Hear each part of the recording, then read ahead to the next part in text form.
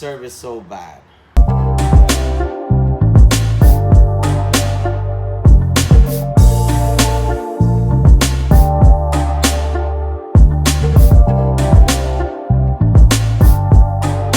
I'm gonna link a video down below.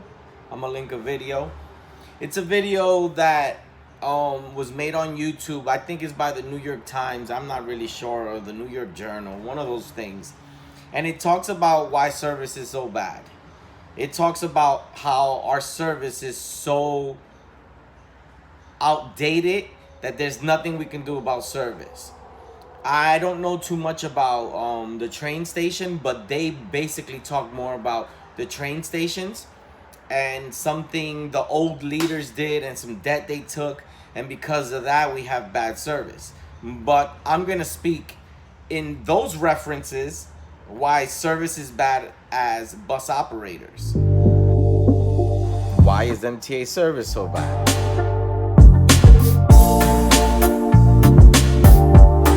One thing that makes service so bad is that they've cut service. Even though they're increasing fares, they're cutting service. They've been doing this since I've came in.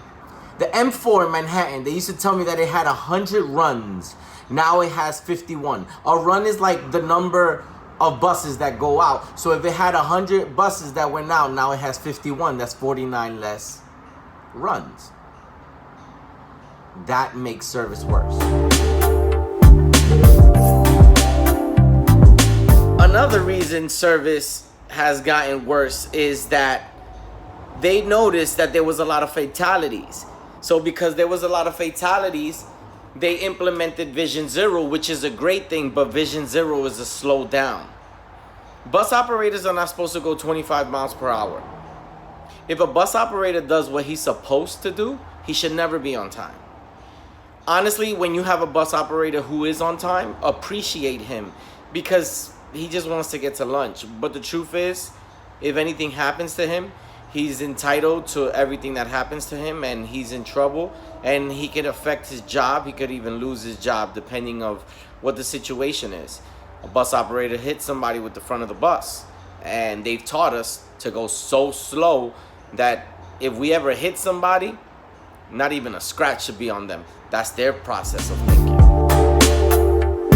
Original content. Another thing is, since trains are going late, we're picking up bigger loads. And picking up bigger loads reduces our chances of making service. When people get on the bus, they play games. They swipe their Metro cards knowing that they have nothing, and they stay there looking for it, holding up the line. Because of that, we can't make service. So making service is not easy. Every time you pull up to a bus stop, you have to be adjacent to the bus stop. Adjacent is like this. That's what adjacent means. I don't know if you understand what I'm trying to say, but you have to be, your bus has to be parallel to the bus stop. That's why we never arc the buses like this to a bus stop. People say, why you didn't pull in? Because if I can't get it adjacent, I'm entitled for whatever happens. I get hit, something happens when I'm pulling out. So we have to be adjacent. So we have to follow the rules of being adjacent. So when we get there, then we have to lower the bus. Lowering the bus, then we have to open the front door, then the back door. We have to turn the interlock. After we turn the interlock, we must let everybody sit down. Does the bus driver let everybody sit down? No, we don't. We keep moving, but we still can't make service. It's tough out here. It's not easy to make service. And when you see a bus driver, even me, mostly me, I don't get a lot of, I'm not late a lot. I don't get a lot of cut slips, even though they think I do, because every time I see a dispatcher, I'm asking for a cut slip. A cut slip is basically a form that is called a deviation slip. Every time you're late, you get paid for it because it's driving time. For driving time, you're supposed to get paid for it. But back on topic. So I'm not late like that because I like to move, but it's not the right thing to do. It's not what we're supposed to do. Our job is safety. So because our job is safety, and there's guys who have real mortgages and everybody's underpaid in the city, even us who make a decent amount of money, people don't jeopardize their jobs for anything. Nobody's gonna jeopardize their jobs. You see us bus operators doing stuff and like, oh, look, he left me. If he pulls out the bus stop, he's got to leave. He's got to try to make service, and he's going to try. But everything in what our job titles tells us to do doesn't allow us to make service. And every time they're increasing your bus fare, you never talk about the amount of buses that come. You always talk about how the bus driver's an asshole. You always complain about the bus driver, but you don't complain about the company that keeps increasing your fare. You don't complain about the service of the buses, meaning the number of buses on service. You guys don't understand that what's being done to you is being done to us. I try to explain it to some people and they tell us no. Another thing, people tell us, oh, you're just playing games. You just want to be late. You don't care about us because you're at your job. Imagine you doing things that your boss tells you not to do, or what they teach you not to do if you're a sales rep. Oh, you don't have to buy. This is too expensive here. Go across the street. Does that sound logical?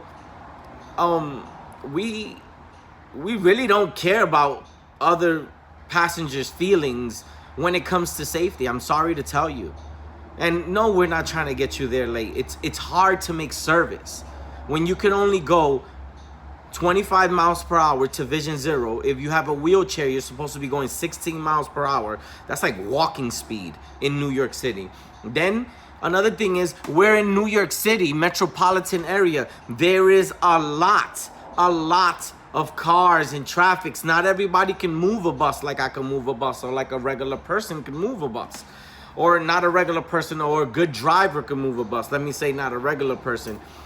So if you really want to get to your job on time and you're supposed to leave an hour earlier, you should leave like an hour and 45, an hour and 30 minutes. And I know you're going to be saying, oh, but why should I do that?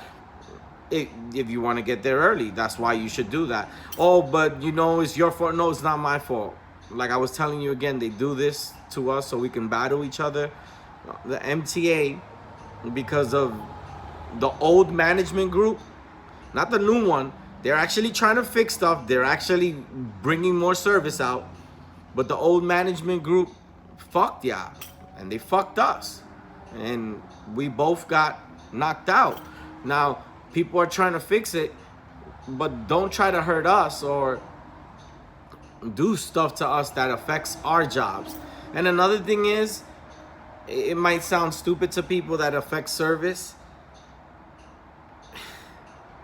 A bus driver's mood.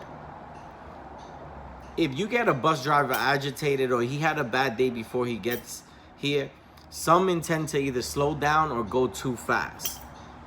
And the one that goes too fast has an accident, so there's less buses in service. That means the other buses are picking up more people. And then the one who's agitated and smart, he just slows down because he knows his blood pressure is too high, or something's gonna happen. It's not easy to drive a bus, man. It's not easy to drive a bus. Sometimes you're tired. Some of the reasons that we are not in time, and you could follow bus track like he said, but that's not gonna do nothing until they fix the whole problem, the whole system. It's gonna be like this. It's a city. You shouldn't complain about these things. You should just know that they exist, and because you know that they exist, you prepare for what's in front of you. Just keep doing what you're doing. You're gonna get some great things now. There's one thing that I noticed that I've always liked, and it's helping people.